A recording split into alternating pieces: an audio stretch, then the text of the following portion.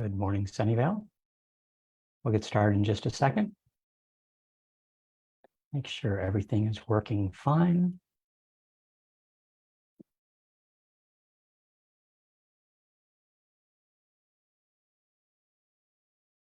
All looks good.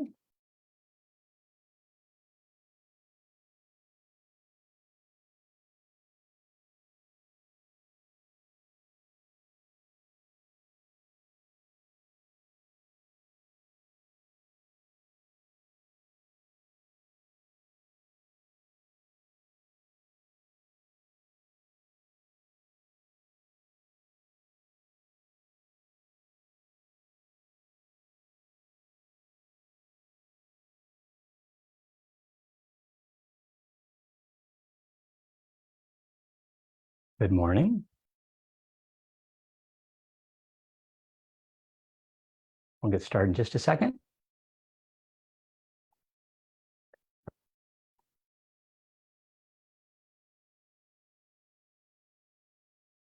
Good morning, Sunnyvale. Happy Friday. Welcome to October. Welcome to my weekly virtual office hours. This week's early mural is another one from my trip to Sacramento 2 weeks ago.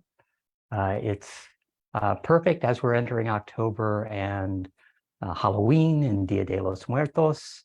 I thought it would be a perfect start to this week's virtual office hours. So always happy to see that Dia de los Muertos art is very unique and have several pieces that I've collected through the years, especially lots of photos of when I was visiting Mexico over the years, and I do really think it's very nice. It's celebrating those that have passed, of course. We've all been affected by the passing of a loved one, but for me, I think it's festive, but it's also in remembrance of those that have affected our lives. So during this month, we'll actually have several events at the library. There's a Dia de los Muertos run in El Viso, and lots of things going on to celebrate Halloween, of course, and to celebrate Dia de los Muertos. Let's go ahead and get started. Let me fix my background. Good morning. I'm Sunnyvale Mayor Larry Klein. Thank you for joining me again this week.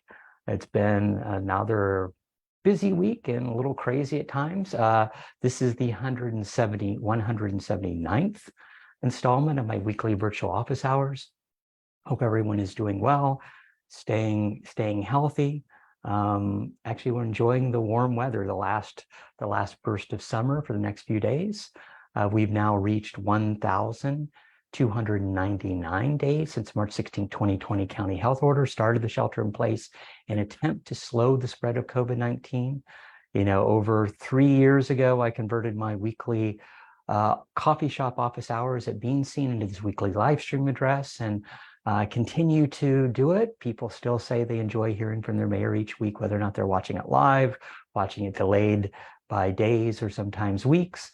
But these weekly addresses allow me to provide you some updates, answer some of your questions, and just provide some general words of encouragement. So thank you for allowing me to continue to represent you and work for a better Sunnyvale. Most Fridays like today, I follow up this live stream address with in-person meetings at Being Seen on Murphy Avenue. So if you'd like to reserve a 15-minute or 30-minute time slot, just email me at council@larryklein.com and we'll figure out a best time to meet. And you can always see my calendar of when my upcoming office hours are going to be, or whether or not they're moved to a different date on a given week at www.larryklein.com. So let's go ahead and get started and talk about what's happened at the federal, state, county, and city level over the last few weeks. 2 Sundays ago, I joined lots of runners in Mountain View for the Friends of the Stevens Creek Trailblazer race. It was the 29th running of that race, and it was always good to the friends do a lot to, for one thing, celebrate that fantastic gem of the Stevens Creek Trail that we have. But the other thing is, it's a great way to get kids involved, get people out, and for focusing on that healthy lifestyle. And then the other positive thing is, they actually give away prizes, and Hobie's always donates their coffee cake to the event, and so it's really good from that standpoint to be out and celebrate, the Stevens Creek Trail, which really is fantastic as far as our community is concerned. And then let's see. And then last Tuesday, council met, and we started off with multiple special orders of the day. So there's lots of things going on in October. One, it's Domestic Violence Awareness Month.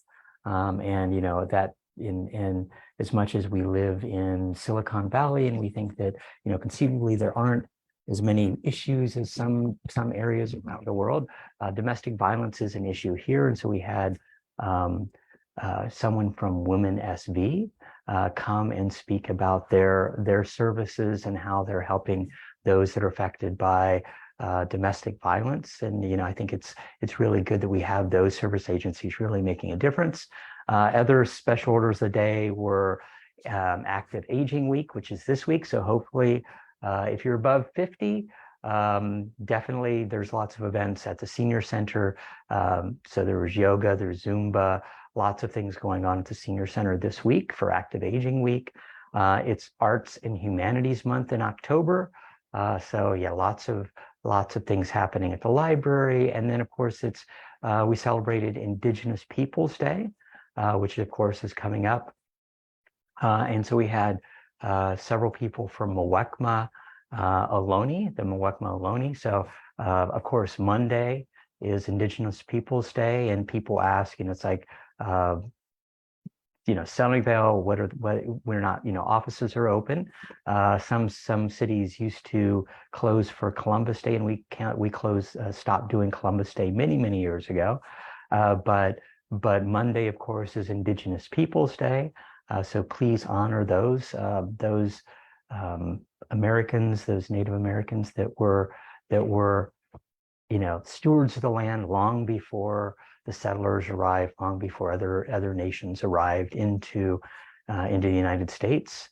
And then we had several things on the agenda. First, we extended the Home First contract for 6 months to two things. They do a lot of the community outreach to the unhoused, if there's unhoused encampments in the city, and that's one of the things that they're focused on. And then they also have several beds at one of the local shelters.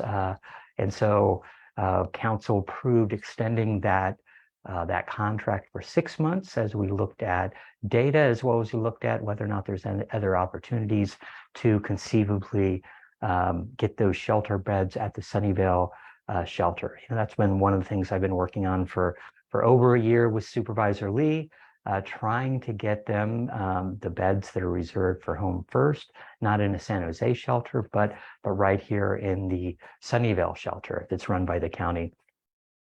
And then the other thing is we approved a $4 million, I'll say, partnership with Sunnyvale Community Services.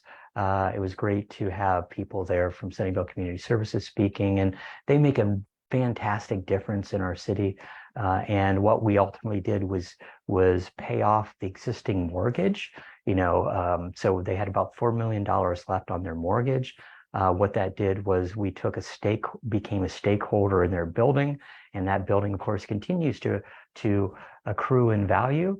And so, but from our standpoint, it was a good thing to do with city finances, doing that investment in Sunnyvale Community Services that's been active here in Sunnyvale for over 50 years.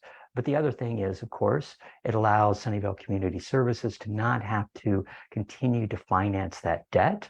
And that saves them over $200,000 a year that they can put into other programs that they can then, utilize to buy additional food. Protein has become a very big issue as far as they're concerned. And then, all the other services they provide of making sure, trying to do prevention of homelessness, so making sure that people aren't being kicked out of their apartments, and then all the other things that they do for providing food, providing, backpack, and, ready for school events, all those sorts of things that really do make a difference in our community. And then last Friday, of course, the Biden administration relaunched the website where Americans can once again order free at-home COVID tests. So we're starting to enter the cold and flu, and it looks like the COVID season yet again. And so the website had been shut down since June, but it's back online. And so all you need to do is go to covidtest.gov, and you'll see instructions on how you can order again for additional tests, and the United States Postal Service will deliver that directly to your home. So it's a fairly simple process as far as that's concerned. You don't have to pay for shipping, and it just shows up at your home address. Last Thursday, I was at the Silicon Valley Business Journal Structure Awards, late afternoon, early evening. And that, the Structure Awards celebrate, I'll say, leading developments within Santa Clara County, within San Mateo County. But for me, it was really good because to see there were multiple Sunnyvale projects that received awards. So several of the Google projects, their mass timber projects, some of the things that they've done inside. The Irvine Redwoods Place or a project. So ultimately the old AMD campus received an award, and actually Cirrus Regis was Developer of the Year, and they're the ones who are doing, the City Line project downtown, all the housing for that. So it was great to be there to see, several familiar faces that are doing projects here in Sunnyvale and getting, recognized as far as that's concerned. And then last Thursday, actually after that event, I was at another event where we congratulated 7 residents who just finished the Citizens Academy, one of which was Councilmember Sell. But the Citizens Academy is an 8-week course where residents get a behind-the-scene view of what public safety has to deal with. And, it's really a good view of how our unique model really serves our community. So they get some idea of what it's like to drive a police car and handcuff people, but it's also figuring out different methods of responding with force. It's getting into a fire truck, it's being up on a ladder, it's putting out fires, it's seeing how the jaws of life tear apart a car, and what our officers do in order if someone was injured in that car, and how they get them out safely. So it was really, really impressive. I went through it about 5 years ago now, but happy to see, kind of in a post-COVID world, some of those programs like the Citizens Academy, like the Youth Academy are back in person, and happy to see that our residents are getting that, in building that connection with our public safety office. And then last Friday morning, actually, just before my last live stream address, it was announced that Senator Feinstein had passed away, and Feinstein had died Thursday night at her home in Washington. And she served, so many decades. She was actually the longest serving female senator, but just an amazing woman, and, had made a real difference in, California politics, national politics, and, just an effect on history. So it's sorry to see her passing. I'd heard her speak several times, and, she was just such an impressive person, and has made, a lasting difference on the nation, and then on future female electeds. I think she's just a real example of what it is to dedicate your life to service. And so that some of her words on especially finding out what she really wanted to do, what her life calling was, has been really impressive and very inspirational. of course, her death gave Governor Newsom, the power to appoint a lawmaker, and I'll be talking about that, in a minute, for, appoint someone to serve out the rest of Feinstein's term. Let's see, and then on Saturday, of course, there was a threat of a federal government shutdown, and it was finally lifted Saturday when Congress rushed to approve a bipartisan deal. So that continuing resolution funds the government, the federal government, for another 45 days. So we're not that far away from having to deal with the issue again. But from that standpoint, it's only until it only manages things until November of next year. So it'll be interesting to see how things go as far as that's concerned. It's ultimately a stopgap. So so the president ultimately. Whoops! Something happened. What happened? Okay. Trying to fix it. 1 second. Yeah, I don't know what happened. Okay, something happened with Zoom there for a second. So anyway, the government. So the bill funds the government until November 17th. But it dropped aid to Ukraine, which was one of the White House priorities, but it did actually increase the federal disaster assistance by $16 billion. So that was positive as far as that's concerned. And of course, former Speaker Kevin McCarthy abruptly abandoned his demands for, let's say, spending cuts, and instead relied on Democrats to pass that bill. That, of course, had immediate repercussions, but ultimately, he was ousted, and we'll talk about that in a second too. Let's see, on Saturday afternoon, and of course, the president signed the bill, the funding bill, signed the funding bill Saturday. So Saturday, late on Saturday. So the government is funded until November 17th.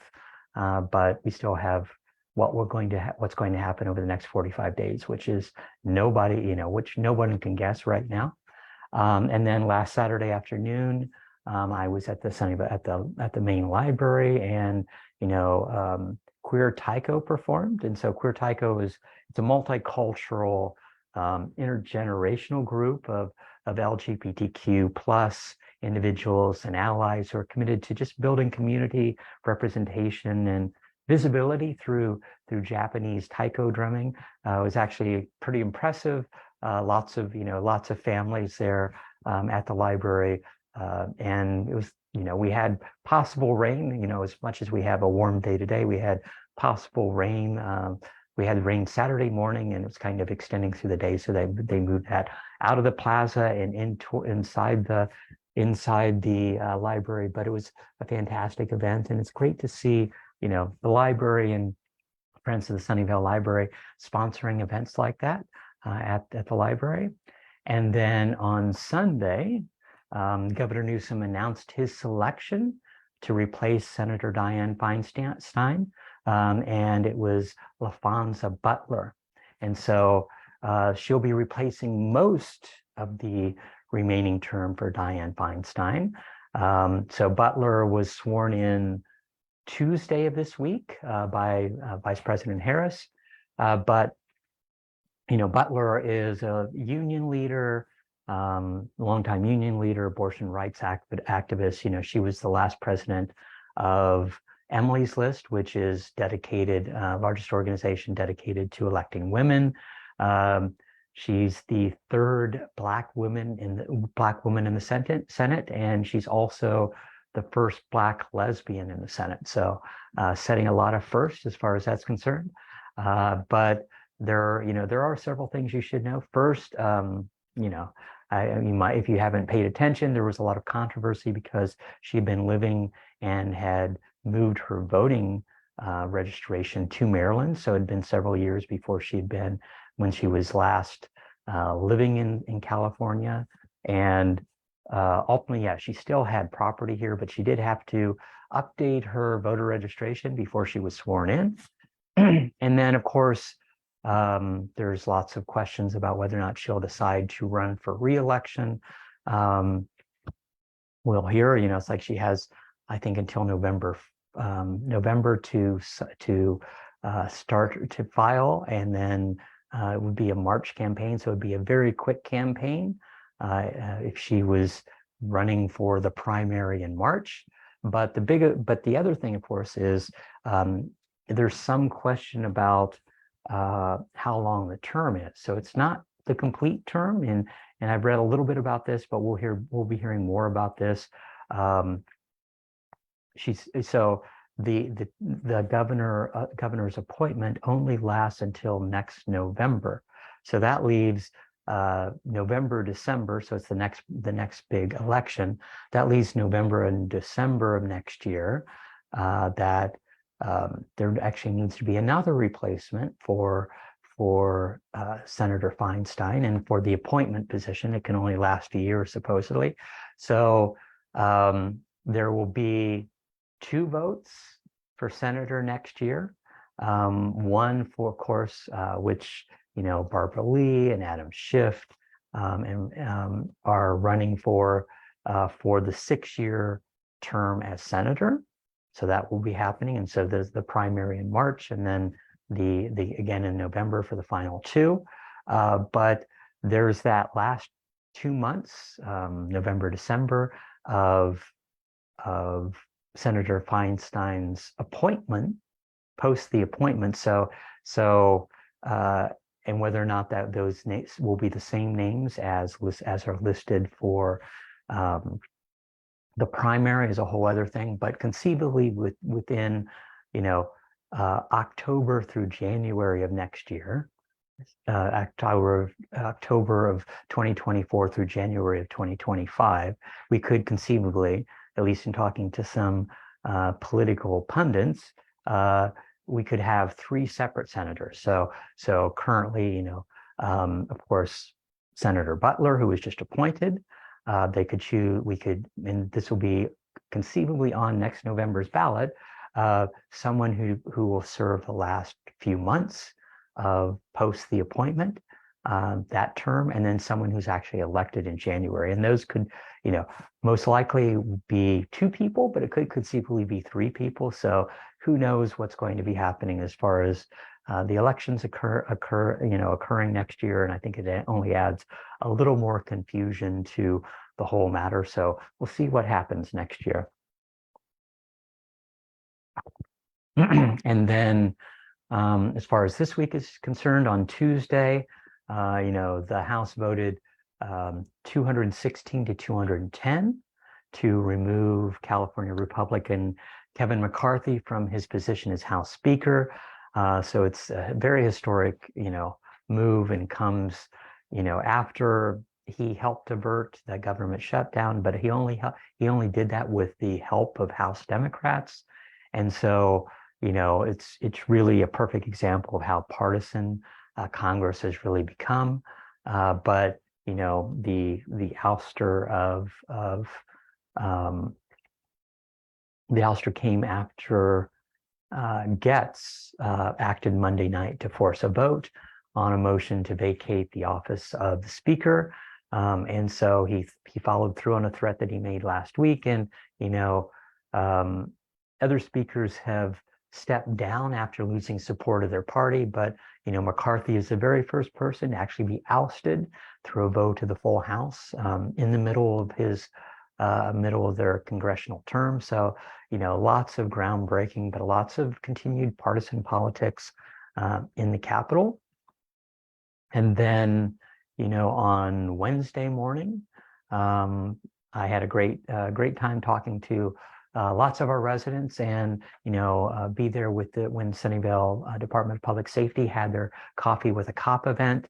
That was happening at the Starbucks at El Camino and Poplar Avenue. And so just thanks to that Starbucks team for hosting the event. And it was great great to meet a lot of people, and it's always good to have those events where we're building those bridges between our public safety and our residents. But out there enjoying a beautiful morning and having some coffee, having some pumpkin. I think it was what was it?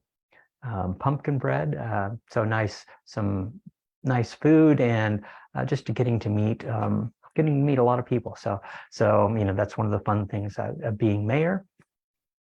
And then on Wednesday midday, I was at the joint venture Silicon Valley event at Evergreen Valley College, and it was the 2023 Silicon Valley poll. And the survey was conducted with the Institute of Regional Studies, and of course the Bay Area News Group provided some insights, but ultimately it was contacting over 1,000 people around the Bay Area, randomly selected to get their feedback. And I think the San Jose Mercury News highlighted the poll, or at least some of the results of the poll, on the front page of the Merc several days this week. I think Sunday, Monday, and Tuesday, I think. But it was actually very interesting to see, well, for one thing, what people's priorities were, what people's biggest worries were. But a lot of people, I think about over 2/3 of the people are thinking, or 50% of the people are considering leaving the Bay Area sometime in the upcoming years. And then looking at the issues of the cost of housing, the effects of unhoused. And you saw that as far as vacancy rates for especially our three biggest cities. People aren't going there for events, whether or not that's because they don't think there's anything to do, or it's issues of safety. So being San Francisco, Oakland, San Jose, and then just hearing what people's concerns are. I think it's really enlightening as far as that's concerned. If you get a chance, definitely take a look at that poll. So they, and I thank Joint Venture Silicon Valley, because they do that poll in the fall, kind of getting that random sampling of residents all over the Bay Area. And then, the second thing is looking at, there's another basically Bay Area update that they give in February with all the statistics of what's happening, and I think between the two of those, I think there's really a good picture into what life in the Bay Area is really like. So and definitely there's I've heard from other mayors who are already disputing some of those figures, but it is talking to our residents and hearing what their concerns are from all over the Bay Area. And then on Wednesday morning, of course, there was the emergency system test. So everyone's phone went off, got that emergency message, a kind of a trial, which we haven't seen for 3 or 4 years now. But I think it was interesting to be at that conference and having that happen, and lots of people looking at their phones, and it was well-timed break as far as that's concerned. But it was actually good to see that system working, and we'll see. Hopefully we don't have to use it anytime soon. It's just a test. That was pretty much it for the week. As I said previously, I won't be focusing on weekly COVID numbers anymore. There's supposedly increased rates of COVID in our hospitals, but still not that high. And lots of stories about issues with distribution of the COVID booster. So if you're trying to get it, I hear lots of canceled appointments. There's not enough vaccine being distributed right now. And I think this is one of the things of not having the federal government being the main kind of distribution point and purchaser of that. So anyway, let's go ahead. And as far as me, I continue to spend lots of time advocating on our city's behalf, at the county level, at the state level, at the federal level.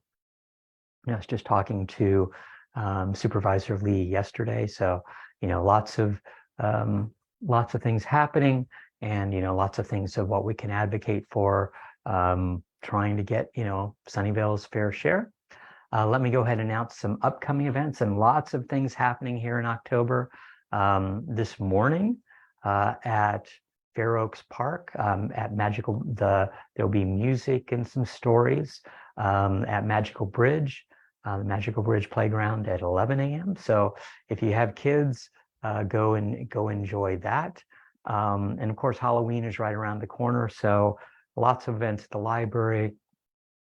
Sundays in October, there'll be scary movies at the library starting this Sunday, which is, and all of them will be at 2 p.m. This Sunday's The Exorcist. The following Sundays is Suspiria on the 15th, Alien on October 22nd, and then a little more relaxed. Frankenweenie is a family-friendly movie on October 29th. So next Friday, October 13th at 6 p.m., there will be a ribbon cutting at Rumble Boxing.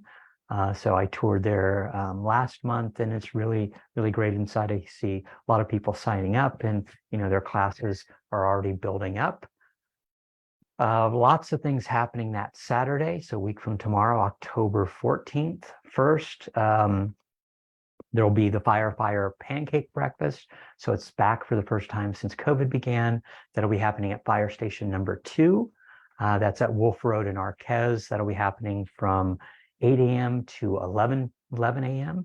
And all of the proceeds from that ultimately benefit the Ann Rush Burn Foundation. So ultimately, it's firefighters building up funds to help those that have been affected by fires. And then that same day from 8 a.m. to 3 p.m., the 14th, Sunnyvale Heritage Park Museum will be having its annual rummage and vintage sale. So that happens in the museum courtyard. Lots of, it's a great event, lots of variety of items from, really old, china and, dishware to, artwork and crafts and lots of things as far as that's concerned. So definitely put that on your calendar. And then, of course, that same Saturday, the 14th, is Day on the Bay in El Viso. And so there will be a Bike Sunnyvale ride, Silicon Valley Bike Coalition ride, leaving from Plaza del Sol around 9 a.m. and then going on to El Viso. It's about an 8-mile ride, not that far. Did it last year and was a lot of fun, and happy to see that back again this year. And then on Saturday, the 21st, so the following Saturday, Charles Street Gardens will be having their fall plant sale from 10 a.m. to 2 p.m. And then also on the 21st, Sunnyvale Community Services Auxiliary will be holding their fall sale from 9:30 a.m. to 3:30 p.m. That's happening, of course, at the Sunnyvale Community Services building on Kern Avenue, and there's crafts and baked goods and lots of things, raffles for quilts, definitely worthwhile event. And, from a certain standpoint, a way to do some early Christmas shopping if you want, but it's also a great way to give back and help support Sunnyvale Community Services. The Sunnyvale Community Services Auxiliary has been, holding that event, yearly for many years, and it's a great way for them to, for people to give back and, help support Sunnyvale Community Services. And then, of course, that the following Sunday is our Halloween Pet Parade. That'll be happening on Sunday, October 29th. So you still have plenty of time to figure out what your costume is going to be, what your pet costume is going to be. So hope to see everyone there. That'll be on Murphy Avenue. And so go to sunnyvalepetparade.com, and that's where you can sign up. And then as far as upcoming council meetings, council's next meeting is on next Tuesday, October 10th.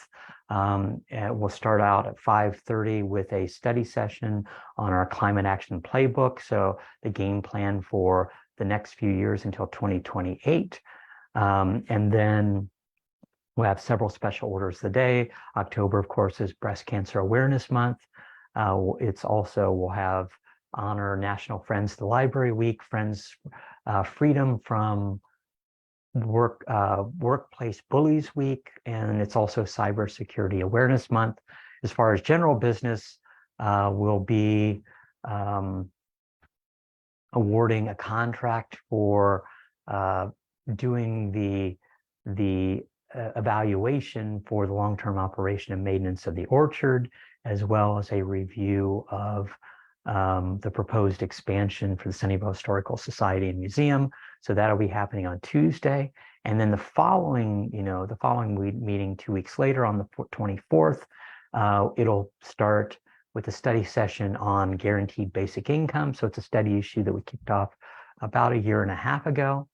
And then we'll also have several special orders today, one of which is for Filipino American Heritage Month, History Month, and Picture Book Month. And then we'll also look at approving the preferred concept for the Lakewood Park renovations. So that will, that's basically our long-term plan to renovate all of the city's parks over 20 years. So Fair Oaks Park was the first park. Now we're looking at Lakewood Park, but expending $200 million to make sure that all of our parks are up to date. And then we'll also be looking at approving the art and private development for City Line. So it'll ultimately be for the retail at the on the first floor, next to the retail on the first floor at the first line of at the first floor at City Line, for the corner of Washington and Murphy Avenue. And so that was approved, or that recommendation was made by the Art Commission last month, I think.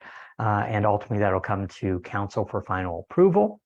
Let's go ahead and get to our weekly questions. If you have a question, just add it to the comments, and I'll try to get to it this week, or I'll bring it up in next week. But let's see. First, Lauren asked, will the City Line apartments also include affordable housing? So yes, 11% of the new apartments. So I toured the Martin, which is the 470, I think, 8 apartments that'll be around Redwood Square, right there, just north of Target. I toured that earlier this week, and 11% is affordable. The application was made before we reinstituted our affordable housing inclusionary requirements of 15%, but we negotiated with them and got that 11%, but 11% is affordable. And Mary asked, kind of on the same tone, can you please remind us what the legal criteria for affordable is? What are the affordable sales prices? What are the monthly HOA fees? If it's a rental, leases, what are the affordable prices for studio, 1 bedroom, 2 bedroom? Thanks. So yeah, so all this, if you go to Sunnyvale website and search for affordable housing, you can get all the information as far as the different programs we have for either for rental or for sale. And it's all based upon, affordable is based upon the Bay Area median income set by California HCD. So it's the median income for one person is 126,000. And it's for one person, it's 145,000 for 2 people. And it kind of goes up depending upon how many people that you have in your family. And then, based upon that income, then people qualify on the different apartment rental levels, depending upon, whether or not it's 1 bedroom, whether or not it's 2 bedroom, and how many people are in the family. So for what we're doing, and what our inclusionary rental ordinance is 15% of all multifamily that's being built has to be affordable. And then of that 15%, 5% is very low and 10% is low. And so very low income is 50% of the Bay Area median income. So that's $62,000. For one person, it's $71,000 for 2 people. And then low is 80% of the Bay Area median income. So that's $96,000 for one person, $105,000 for 2 people. And then, BMRs are slightly different, but it's usually on the moderate. So it's $152,000 for one person. And a perfect example is the Flats. So they're in the process of building the Martin. but the flats, which is currently rented, and it's already open, it's city line. So it's all the, it's the flats are the development along Iowa, and then what was built underneath the original developer, and then kind of finished by the current developer along McKinley. It's the flats prices are $1,700 for a studio, just over 2,000 for one bedroom, just under 2,300 for a two bedroom, and 2,500 for a three bedroom. So a lot lower than what market rate would be, in the majority of the housing that you'd see here in Sunnyvale. But it's deed restricted. It's basically, and it's based upon the income levels of those people that are applying. And then let's see, Josh asked, I saw that Target stores are closing across the Bay Area. Is there any risk of our store closing? So, ultimately, yeah, there were lots of articles, I think it made news that Target stores are closing in San Francisco, San Jose, Oakland, and it kind of goes to the safety issue and all that. But Target is actually reinvesting into our Target store. They've renovated it, so if you haven't been in, it's been renovated. They've done a lot of changes, interior. They replaced all the Target signs outdoors, and then of course actually not limiting their hours, which a lot of the stores in like San Francisco, I think some of the drug stores close Sundays, and other things. Our Target just expanded their hours, so now they're open from 7 a.m. to 11 p.m. every day of the week. So if you are an early riser or a late night owl, you can actually go shopping at Target now. Rick asked, what other retail and restaurants are opening at City Line? So Tipsy Putt, which is indoor miniature golf and local brew pub and food. They'll be opening up in November. Yoga 6 Studios, which will be opening up later this year. They're working on their studio right now. Other restaurants that'll be opening up in City Line, Melt, which is a grilled cheese shop, will be opening up underneath Target, and another boba store, Tiazi, is opening up under Target. Hasit asked, it's not a huge concern, but at Washington and Matilda, no right turn on red sign is not visible due to a branch of tree covering it. Apologies if this is not the right medium, but didn't know where to reach out for the same. So you can always access Sunnyvale. So if you go to the Sunnyvale website, at the very top on the right-hand side, you'll see a tab something to click on that says Access Sunnyvale, and that's where you can raise any issue that you have at the city, whether or not that's a street light, a sidewalk, a sign, whether or not there's an abandoned vehicle, all those sorts of things. That's the best place that you can go to see that. Joshua asked, great to hear about the Safe Routes to School investment near Lakewood Elementary. Is there a layout or diagram of the upcoming changes that we can see on a website? So it's actually interactive transportation plan. We did a lot of advocating with our new Assembly Member Evan Lowe, and he got that funding of $1.75 million, and it's improvements for safer travel near Lakewood Elementary. And so this is curb radius reductions, curb extensions, pedestrian safety signs and striping, ADA curb ramps. So lots of things right around Lakewood Elementary. But if you go to the active transportation plan, you can see that fully listed out. Michael asked previously, what is happening at the old Wendy's location at Matilda and Maud? That's a Taco Bell. That will be a Taco Bell. It'll be our 5th Taco Bell. We already have one on El Camino, Wolf Road, Hollenbeck, and Tasman. And then you see, if you go by, the facade is finally starting to take shape. And then Karen asked previously, is putting excess rotten produce grown on your property into the food waste recycling bin allowable? So yes, it's allowable, and it's actually the preferred way. So as opposed to as opposed to throwing it in the garbage, you should double bag it and put it into your food waste. So that's the best thing you can do. Kathleen asked, do you know what type of business will be going into Murphy's Law now that it's been sold? It's still a bar. I hear it's just going to be upgraded with more food options, but still waiting to hear more as far as that's concerned. Let's see if there are any other comments.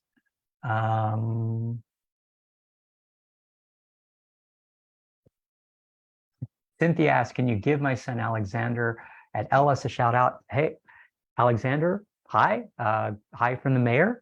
And just to let you know, Alexander, that not sure if you're part of the third grade class, but several of the third grade classes will be visiting the city hall and meeting their mayor in November. So definitely, hopefully you'll be part of one of those classes.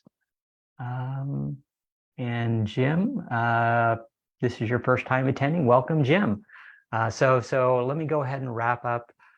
Thanks for everyone who joined me again this week. We live in interesting times and new issues come up almost every day, but I just want you to know that, no matter what challenges we face them together.